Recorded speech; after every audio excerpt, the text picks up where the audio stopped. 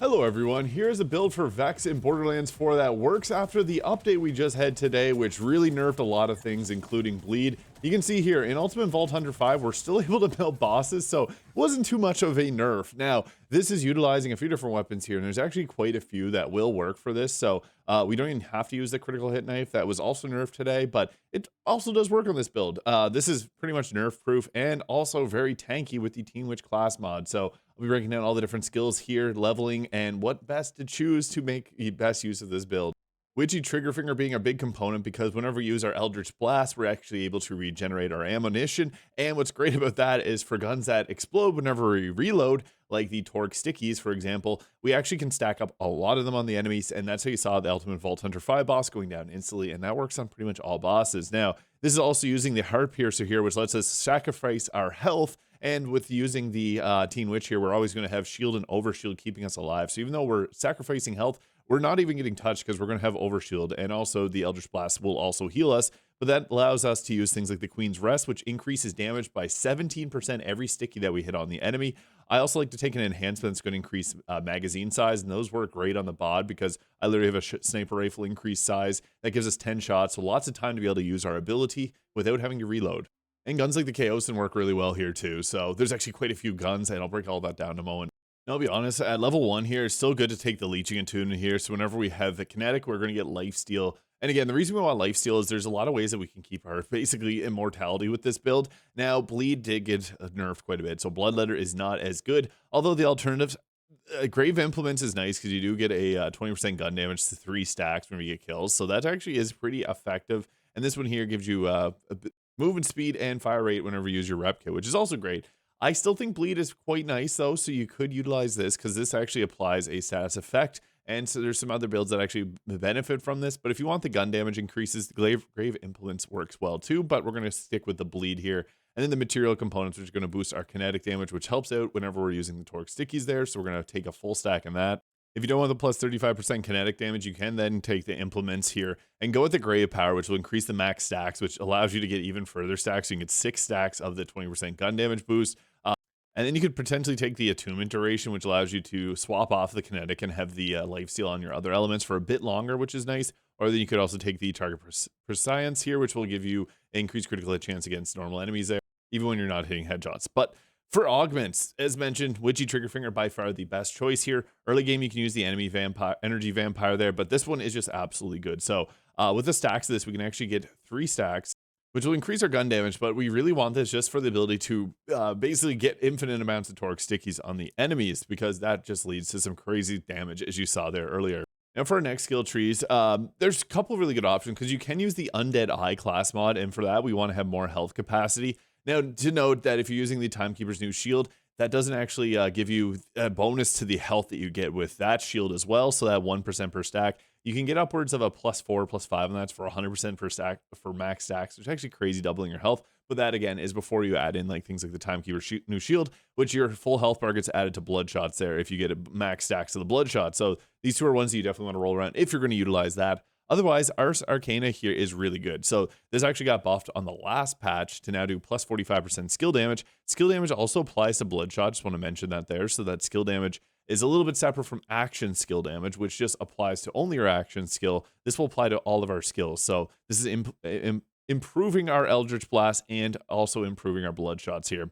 I really like the Bloodshots, but to make ourselves really tanky, Essence Leech is actually really crazy. That gives us 10% lifesteal. But what's also great is with our class mod, we get another 10%. And then with the kinetic damage, we get another 10%. So we basically can't be taken down at that point because it's also contributing to shield and overshield. Typically, I wouldn't really recommend that, but this class mod is just so crazy.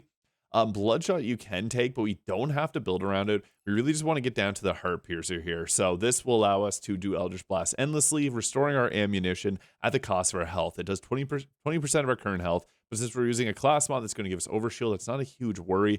But we also restore our health whenever we deal damage, so we get bonus damage healing. So 150% of our sacrifice health gives extra damage on top of this. This is really good. I also, since we do have all these extra bonuses to lifesteal, want to take blood as power. So bonus kinetic damage with guns based on our current lifesteal. So it's 300% of our lifesteal, which is 30%. So yeah, that's adding a good amount of our damage back.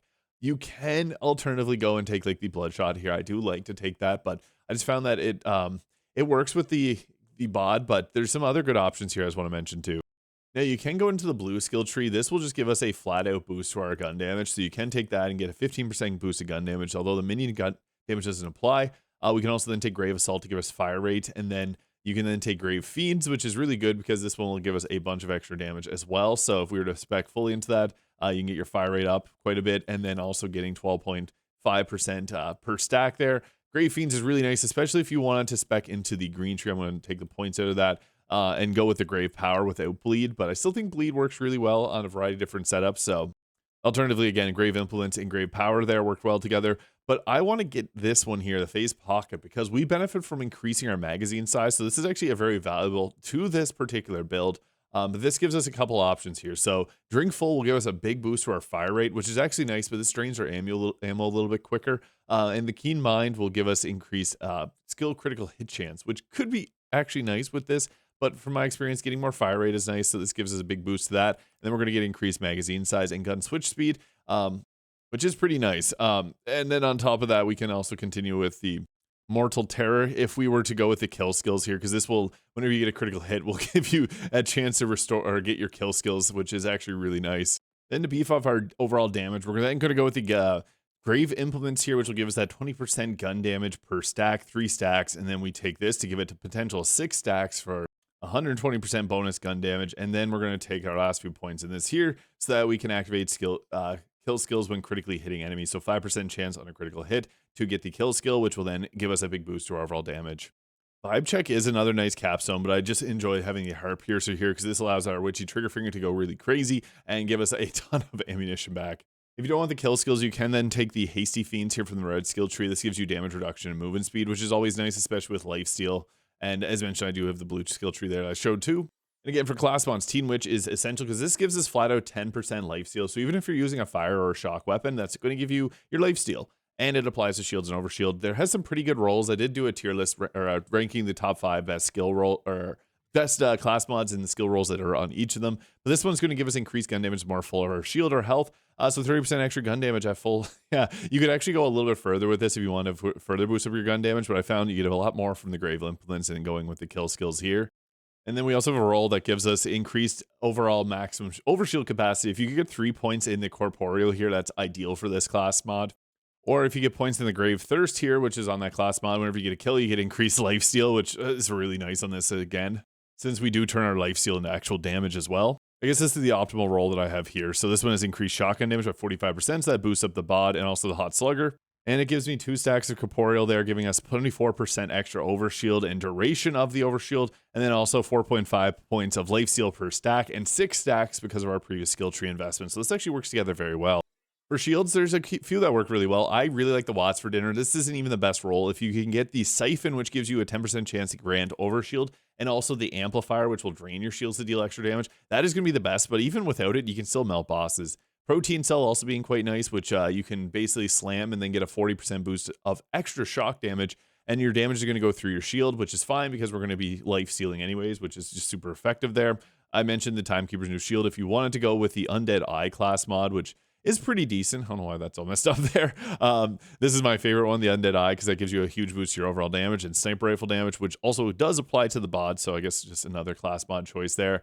Into enhancements. Now, I want one that increases any type of magazine size. I do prefer having like the Jacob's License bounce pass there to increase the ricochets. It really just depends. Like if you can get a Queen's Rest with the Jacob's License accessory, this is crazy because this will allow it to chain around to multiple enemies. But I really do want the sniper rifle magazine size. Ideally shotgun. Anything's going to apply to the bod, which works well. But if you got a pistol increase, there's only 6 rounds in a bod or Queen's Rest. So even like a 75% boost puts it to 10, 11 pellets, which is extremely useful.